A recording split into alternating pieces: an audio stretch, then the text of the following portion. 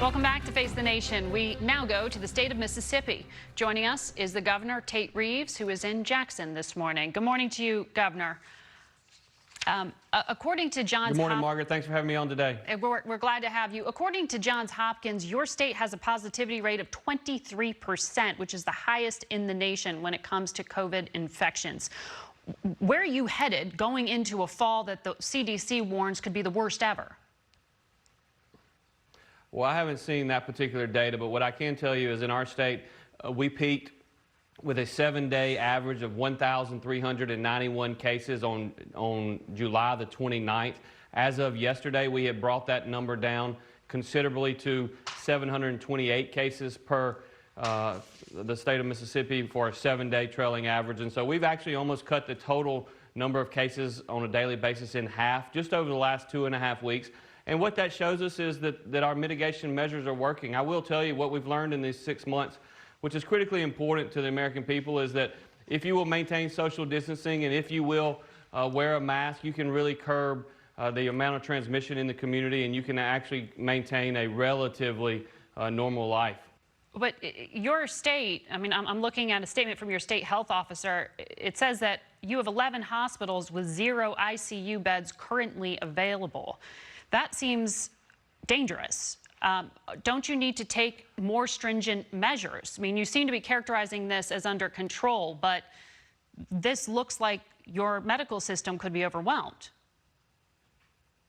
Well, Margaret, I think you may be looking at data that's 2 or 3 weeks old, but the reality this is from a is briefing this week with your state health officer. Well, the reality is in our state that we've actually cut the total number of cases on a daily basis in half over the last 2.5 weeks. We peaked at 1,391, as I mentioned earlier. We're down around 700 right now. Do we have hospital capacity issues? We do.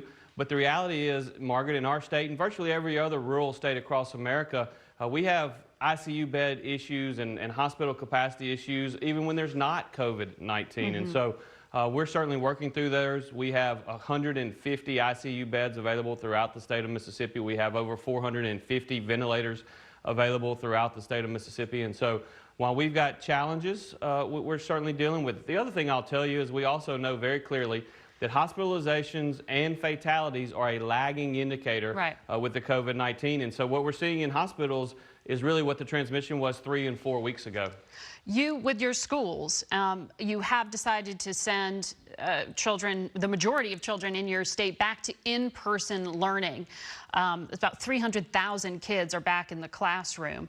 You've had about 109 cases of COVID. You've quarantined roughly 500 students due to some cases. Why not shut down the schools? And what is your thinking in deciding that? Like, at what point does it get to an infection spread that makes you not just quarantine, but shut down the school?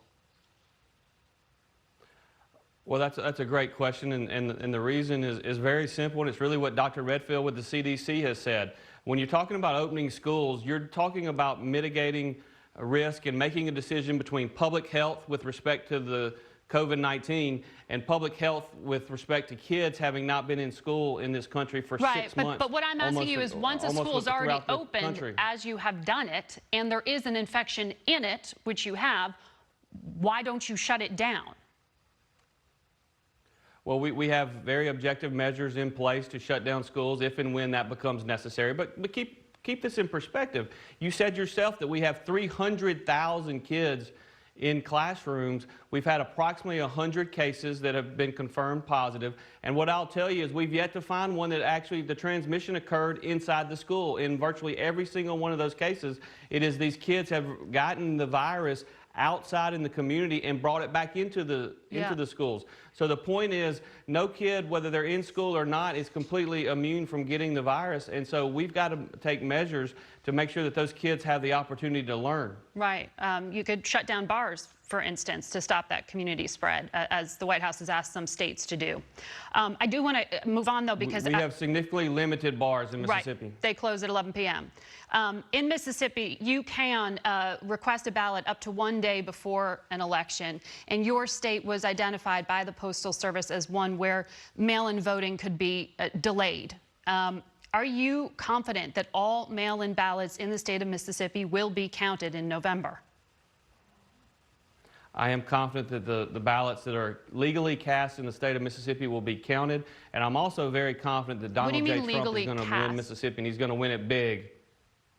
Every vote that is legally cast in the state of Mississippi will be counted in the November election, and I'm confident that once all of those votes are counted, that Donald J. Trump is going to win Mississippi and many other states overwhelmingly. Yeah, I asked you what legally cast meant. But so your state doesn't currently allow for absentee ballots for fear of getting COVID. Like if someone doesn't feel safe going to a polling booth and wants to vote by mail, you don't allow for that right now. Why not?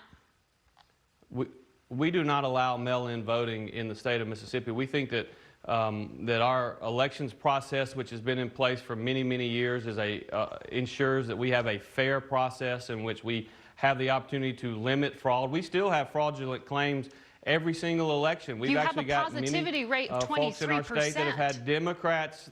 Aren't you worried about the health of your constituents? Because of election fraud, and it's just reality. Well, first of all, that's not substantiated. But every legal ballot cast is going to get counted. You have a positivity rate of 23% in the state of Mississippi. Can you tell people that they can go to the voting booths and not get COVID? Why don't you offer the option for someone who's afraid of their health, someone with asthma, someone with diabetes, someone who's overweight, to send in their ballot by mail? Well, we're not going to allow them to send in the ballot by mail unless they legally qualify for an absentee ballot, which is certainly allowable under Mississippi state statute. What I'm asking is why not allow them to qualify based on those comorbidities or those concerns, the fear of getting COVID?